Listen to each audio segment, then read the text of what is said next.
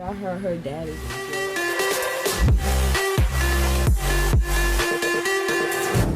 Hi, my name is Ariana. For today's video, I'm going to be reacting to my whole class found out my dad was in jail by storybooth. Let's get started.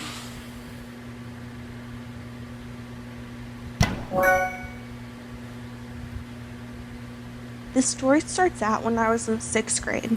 It was a normal day. I was going to school. Middle school. I hung out with friends and went to all of my classes. Okay. Then it was time for computer class, and I won't ever forget the 45 minutes I spent in class that day. Okay. We had to give presentations of our family. The goal of the project was to show that we knew how to use PowerPoint. Everyone in the class had already went and it was my turn, but I had totally forgot to put pictures of my family on each slide of the PowerPoint. So in a rush, and just to see if it would work, I looked up each family member's name on the internet to see if I could find pictures of them. To my surprise, it actually worked. I found all the pictures I needed until there was one person left to do: my dad. A little backstory on my dad. We were never super close. He cheated on my mom and had a baby with another woman when I was 2 years old. A lot of drama came out of that situation. But instead of facing it, my dad left to move to another state, leaving my mom and me behind. He didn't leave anyway. I was too young to understand the situation. My mom partly forgave my dad and still let me have a relationship with him.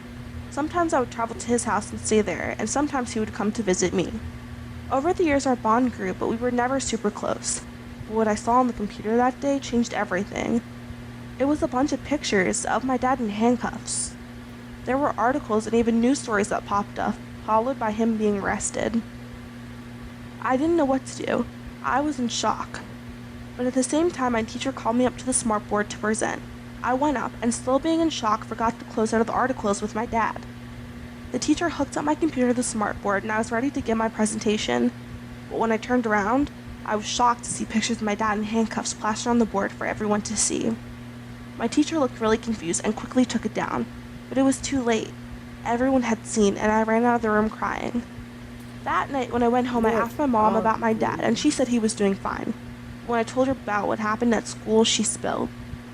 She told me that he had been arrested a couple months ago. It was an issue related to drugs, and that his sentence would be 16 years. My mouth dropped open. My dad would miss all of my teenage years and some parts of adulthood. At first, a situation I couldn't accept.